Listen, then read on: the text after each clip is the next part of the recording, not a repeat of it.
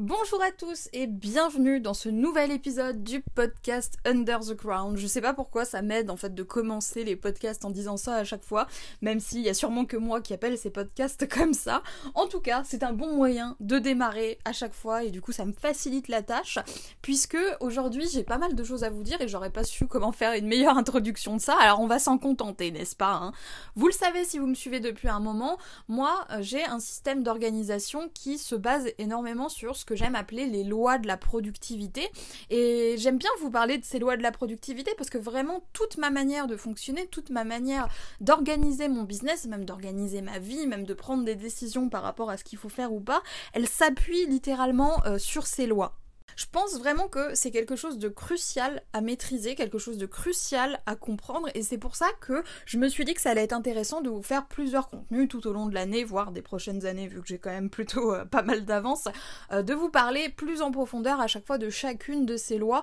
pour que vous puissiez vous familiariser avec. De mon point de vue, une fois que vous avez compris quelles étaient ces lois de base, parce qu'il y en a toujours plein d'autres tout autour, vous avez la possibilité d'être plus efficace que n'importe qui, et là encore une fois j'insiste sur le point que être efficace, ça veut pas dire travailler beaucoup. Vous le savez encore une fois si vous me suivez depuis un moment, moi je suis pas nécessairement connue pour être quelqu'un qui bosse énormément, hein. Au contraire, mes journées type... ça va être 30 minutes à 3 heures maximum par jour, et pas tous les jours parce que j'aime bien me reposer et je trouve qu'il n'y a pas de honte à ça, et comme vous pouvez le constater aussi, c'est pas le fait de travailler peu entre guillemets qui m'empêche d'être efficace, qui m'empêche de produire énormément de contenu, et c'est pour ça que je pense que c'est vraiment important de comprendre ces différentes lois. Je vous avais déjà fait un podcast il y a un petit moment déjà sur l'une de ces lois. Très honnêtement, je sais plus vraiment si c'était un podcast ou une vidéo, mais je vous avais fait quelque chose sur la loi de Pareto, et aujourd'hui, celle qui est, notre star du jour, c'est la loi d'Illich, et je suis contente vraiment de vous parler de la loi d'Illich parce que c'est vraiment ma loi de la productivité préférée, celle que j'aime le plus, et celle qui m'aide le plus à justifier ma glandouille, parce que, en fait, ici, ce qui est intéressant avec cette loi, c'est qu'elle nous apprend à nous reposer sans culpabiliser, et ça, c'est un problème que beaucoup d'entrepreneurs ont. Je sais qu'il y a beaucoup d'entre vous qui m'écoutent actuellement, qui ont beaucoup de mal à décrocher, et pas de panique, hein, moi aussi c'était comme ça à mes débuts, on a beaucoup de mal à ne pas travailler, et surtout on a beaucoup de mal à se reposer sans s'en vouloir de travailler. En général, quand on va avoir des journées où on se dit allez aujourd'hui je fais rien, on va s'en vouloir avant, on va culpabiliser, on va se dire qu'on n'a pas de volonté, etc. Mais la loi d'Illich va nous apprendre justement à accepter ces moments-là, et c'est pour ça que je pense que c'était si important que ça de vous en parler. Pour faire un petit récap sur ce que c'est que les lois de la productivité, parce que peut-être qu'il y en a certains d'entre vous qui n'ont jamais entendu parler de ça, je vais préciser un petit peu ce que j'entends par là. En fait, les lois de la productivité sont des sortes de principes immuables, donc c'est des choses qui ne peuvent pas changer, qui font partie de la manière dont fonctionne le monde, et on doit faire avec, en fait, finalement, avec ces lois, qu'on le veuille ou non, hein. C'est l'analogie que j'aime bien donner quand j'explique qu'est-ce que les lois de la productivité, c'est l'analogie de la loi de la gravité. Les lois de la productivité, c'est une loi, ce sont des lois à la même manière que les lois de la gravité, la loi de la gravité est une loi aussi. Vous voyez un peu ce que je veux dire. J'espère que vous avez compris, même si j'avais un petit problème pluriel singulier là sur ces dernières phrases. Si on prend cette analogie, si jamais on a conscience déjà que la loi de la gravité elle existe, au lieu de faire sans arrêt des choses pour la combattre, on peut commencer à travailler avec et du coup arrêter de se battre, ouais j'arrive plus à parler, bref, d'arrêter en tout cas de tout le temps être en conflit avec ces lois sans même le savoir parce qu'on ne sait pas qu'elles existent. Donc ici mon objectif, comme je vous le disais, c'est de vous parler de la loi d'Illich, mais c'est pas la seule loi de la productivité qui existe, hein. Personnellement, mon système d'organisation, mon système de productivité, il s'appuie sur 12 lois au total, 12, hein, pas une seule, mais 12, et plein d'autres petits détails qui viennent avec, et si jamais vous voulez en savoir plus sur ces fameuses lois de la productivité, si jamais vous voulez justement construire un système d'organisation qui se base sur ces principes, alors je vous invite du coup à jeter un coup d'œil dans la barre de description, parce que je vous aurais mis le lien vers une formation qui explique tout ce système d'organisation qui s'appuie sur ces 12 lois, et je vous explique bien sûr ces 12 lois qui s'appellent du coup Optimize Kingdom et que vous pouvez retrouver dans la barre de description encore une fois. Bon, cette intro était très très longue, donc maintenant on va rentrer dans le vif du sujet. Qu'est-ce que c'est que la loi d'Illich et à quoi ça sert concrètement? En fait, la loi d'Illich, elle nous enseigne le principe selon lequel, à partir d'un certain moment, quand la journée avance, la productivité commence à décroître, et elle décroît à tel point qu'elle peut peut même atteindre des valeurs négatives. Qu'est-ce que ça veut dire ici? C'est que tout simplement, plus la journée va avancer et moins vous allez être efficace, moins vous allez être productif. Plus vous travaillez et moins vous avez d'énergie, plus vous travaillez et plus votre énergie elle diminue. Et si votre énergie elle diminue, vous êtes moins concentré, moins productif, etc. etc. En fait, ça tient aussi du fait que plus la journée avance et plus vous êtes fatigué, et plus vous êtes fatigué, moins vous êtes efficace dans ce que vous faites, vous êtes plus susceptible par exemple de faire des erreurs ou d'avoir un petit peu plus de difficultés de concentration, et ces erreurs et ce temps de concentration, c'est du temps perdu, et pour ce qui est des erreurs, c'est même encore pire, c'est pour ça qu'on parle de valeurs négatives, parce que si jamais vous faites des erreurs alors que vous vous forcez à travailler et que le principe de la loi d'Illich rentre en compte, à l'arrivée, vous allez perdre plus de temps que si vous n'aviez pas travaillé du tout. En fait, ici, ce que la loi d'Illich, elle nous enseigne, c'est que notre énergie, notre productivité, notre motivation, tout ce qui englobe, ce qui nous rend productif finalement, c'est comme une sorte de batterie qui va se vider à mesure que la journée avance. Et quand il n'y a plus de batterie, même si ça nous plaît pas, on n'est pas forcément productif, même si on se force à travailler. Ce qui m'amène du coup au point suivant, puisque je vous parle de la loi d'Illich. Il y a un principe dans cette loi d'Illich que moi j'appelle le seuil de la loi d'Illich. En fait, dans ma tête, dans ce concept en tout cas, quand on dépasse ce que j'appelle le seuil de la loi d'Illich, on va avoir un niveau de productivité du coup qui est négatif, et à ce moment-là, on va perdre plus de temps qu'on en gagne parce que erreur, parce que manque de concentration, etc., etc. Quelque chose qui est très pénible, et je comprends que ça frustre beaucoup de personnes, et moi-même ça m'a frustrée jusqu'à ce que j'accepte complètement ce principe, c'est que le seuil de la loi d'Illich, c'est malheureusement pas le même pour tout le monde. C'est ce qui explique qu'il y a certaines personnes qui arrivent à travailler 5 heures d'affilée sans être fatiguées, et d'autres qui n'arrivent à travailler qu'1 à 2 heures par jour. Par exemple, ça dépend vraiment des gens, et ça dépend aussi des journées, parce qu'il y a des fois où on va être motivé à mort, et d'autres où on va pas l'être. Il faut prendre conscience en fait que ce seuil de la loi d'Illich, il est différent en fonction de chaque journée qui passe. Alors bien sûr, en fonction de votre manière de fonctionner, de votre manière de travailler, etc. Chacun a ses propres a priori. Pour certaines personnes, ça va être plus stable que d'autres, etc. Mais ce qu'il faut comprendre ici, c'est que chaque personne est différente, et du coup, le seuil de la loi d'Illich s'adapte aussi à chaque personne. C'est vraiment très important quand on parle de productivité, et aussi quand on parle de loi de la productivité, de se baser uniquement sur ses propres performances. C'est-à-dire que on a souvent tendance à regarder ce que fait le voisin, pas pour autant en pensant à mal, mais juste en se disant « Ah ouais, mais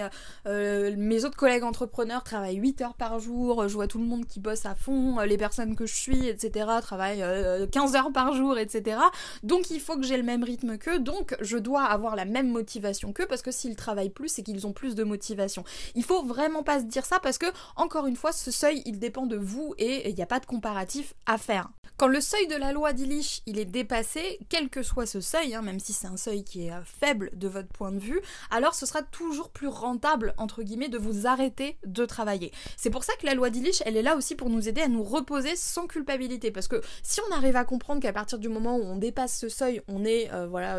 perd plus de temps qu'on en gagne, finalement, on s'autorise plus facilement à se dire bon j'arrête pour aujourd'hui, parce que je sais que ce que je ferai, ça n'aura pas autant d'impact, et ce sera beaucoup plus dur pour moi, ce sera beaucoup plus long, ce sera même moins qualitatif, parce que je serai pas dans le mood, autant attendre demain. Moi, c'est vraiment de cette manière-là que je raisonne, et c'est ce qui me permet d'être efficace, même en travaillant très très peu. C'est pour ça aussi que je travaille très très peu, parce que je sais que, au-delà d'un certain seuil, il y a des jours où mon seuil de la loi d'Illich, il est à 30 minutes, si je travaille plus de 30 minutes, je sais pertinemment que ce que je vais faire va être nul, ou que ça va pas être intéressant, qu'en plus de ça, ça va être pénible pour moi, donc c'est plus rentable à ce moment-là de m'amuser, de faire des choses qui me plaisent, des choses qui paraissent pas forcément utiles, mais qui le sont, pour que je puisse me reposer, pour que je puisse recharger les batteries, et pour que le lendemain, une fois que ma petite jauge sera revenue au top du top, je puisse faire ce que j'ai prévu. Ce que je disais un petit peu plus tôt, c'est que la plupart des entrepreneurs, ils arrivent pas forcément à faire ça, et la plupart des gens aussi, c'est-à-dire que les gens s'en veulent de se reposer, les gens s'en veulent de passer l'après-midi devant Netflix au lieu de travailler, et ils arrivent pas à se mettre sur off,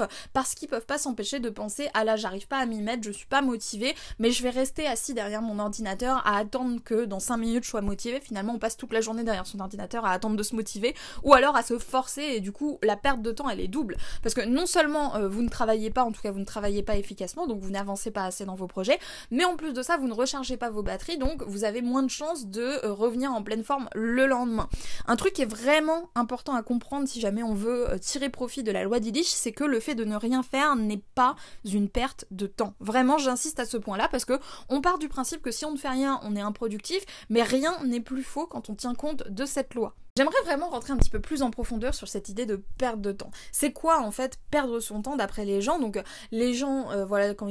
on leur demande c'est quoi pour toi la perte de temps, etc., c'est le fait de ne rien faire, le fait de ne pas être productif, ou alors de faire des activités qui ne paraissent pas utiles. C'est-à-dire par exemple jouer aux jeux vidéo, ça peut être considéré comme une perte de temps. Regarder la télé, ça peut être considéré comme une perte de temps, etc., etc. Mais est-ce que c'est vraiment une perte de temps dans la mesure où ce sont ces moments où on va réussir vraiment à déconnecter, ces moments où on va réussir à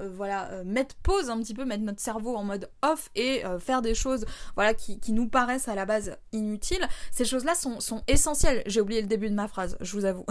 En tout cas, ce que j'essaye de vous dire ici, c'est que ne rien faire, ce n'est pas du temps improductif. Au contraire, ne rien faire, c'est quelque chose qui peut booster votre efficacité, parce qu'il y a plein d'exemples voilà, qui prouvent ça, comme par exemple quand vous avez un problème, vous prenez la tête pendant des semaines, etc., vous y pensez nuit et jour, et un jour vous vous dites bon j'en ai marre, j'y pense plus, et d'un coup le problème se résout tout seul. Votre cerveau il a besoin de repos pour voilà, réactualiser un petit peu ses idées, pour voilà, prendre tout simplement du bon temps, lui aussi, n'est-ce pas ? Aussi, et là je m'adresse principalement à ceux d'entre vous qui sont vraiment créateurs de contenu dans le sens pur du terme, le fait de prendre du temps pour se balader, pour profiter de la vie, pour lire, se confronter au monde d'une manière ou d'une autre, regarder la télé, enfin je sais pas, toutes ces choses-là, c'est quelque chose qui va réveiller votre créativité. C'est quelque chose qui va vous permettre justement de générer de nouvelles idées, parce que jusqu'à preuve du contraire, personne ne trouve de nouvelles idées en restant face à une page blanche sans bouger. On a besoin de se confronter, de réactualiser ce qui se passe dans notre tête, etc., etc. Donc tous ces moments qu'on considère comme des moments improductifs, des moments où on ne fait rien, sont en fait des moments extrêmement importants si jamais on veut pouvoir être efficace, parce qu'ils nous permettent de trouver un bon équilibre entre le repos pendant lequel on va recharger nos batteries, recharger nos idées, recharger notre énergie, et le moment où du coup on va travailler et on va être vraiment à fond dans ce qu'on fait. Plus on arrive à atteindre un état où quand on travaille on ne se sent pas forcé, où on ne se sent pas mal à l'aise, où on ne se sent pas voilà, en train de devoir voilà, juste faire du forcing, hein. Moi vous le savez, l'autodiscipline c'est pas forcément mon truc, donc forcément vous m'entendrez pas vous recommander voilà, de vous forcer à vous mettre à l'action, bien au contraire. Je pense que en tant qu'entrepreneur on a besoin de repos pour nourrir notre créativité, pour nourrir notre énergie, et pour pouvoir tout simplement être en forme et être beaucoup plus efficace quand vient le bon moment en fait. Ces moments où j'ai envie de rien faire, parfois ils durent une journée, parfois ils durent une semaine, parfois ils peuvent durer des mois. C'est ce que j'appelle un petit peu des épisodes de procrastination, où l'envie de ne rien faire finalement s'impose un petit peu à moi, et où je me laisse guider par cette envie. J'ai remarqué que depuis que je respectais ça, depuis que je respectais le fait que y a des mois j'ai pas envie de travailler, j'étais beaucoup plus enthousiaste à l'idée de passer à l'action, beaucoup plus enthousiaste à l'idée de créer du contenu, et que de manière générale j'avais un meilleur équilibre de vie, où j'étais, enfin voilà, mon humeur elle fait moins tout en haut, tout en bas, etc. C'est plutôt stable, et ça me permet justement d'adapter mon système d'organisation à ces moments où j'ai quand même besoin de me reposer. Je pourrais vraiment regarder les autres autour de moi et me dire ouais mais tous mes collègues entrepreneurs travaillent 15 heures par jour, etc. C'est parce que j'ai pas de volonté. Mais quand je regarde les entrepreneurs qui travaillent 15 heures par jour, je réalise souvent que ces gens-là, surtout pour ceux qui travaillent avec le même type de structure que moi, c'est-à-dire que moi je travaille en mode solopreneur, j'ai une assistante qui s'appelle Amy à qui je fais un gros coucou moelleux, mais voilà, ça reste quand même une toute petite structure. Donc les entrepreneurs qui travaillent plus que moi sur une base de 10 à 15 heures par jour et qui ont une petite structure comme moi, n'arrivent pas forcément à suivre le même rythme de publication que moi, et je pense que c'est parce que ce sont des gens qui ne respectent pas ce besoin de repos, qui ne prennent pas conscience en fait tout simplement de cette histoire de seuil de la loi d'Illich, qui est pourtant un moyen super important de s'organiser déjà, et aussi une manière d'accepter de devoir se reposer, parce que pour moi quelqu'un qui travaille 15 heures par jour, et je vous assure que je l'ai fait à mes débuts, je travaillais beaucoup, etc., c'est pas forcément quelqu'un qui est efficace en soi, parce que on va toujours se trouver des excuses pour passer plus de temps sur quelque chose, etc. Enfin bref, on va perdre plus de temps qu'on en gagne quand on regarde ça avec du recul. Aujourd'hui, quand je regarde avec du recul mes débuts en tant qu'entrepreneur, je me rends compte que certes je travaillais beaucoup plus, mais je faisais aussi beaucoup plus de choses qui ne servaient absolument à rien, si ce n'est à remplir ma journée, à me faire perdre du temps, et me concentrer et me forcer entre guillemets à faire des choses qui ne sont pas forcément utiles pour le développement de mon entreprise.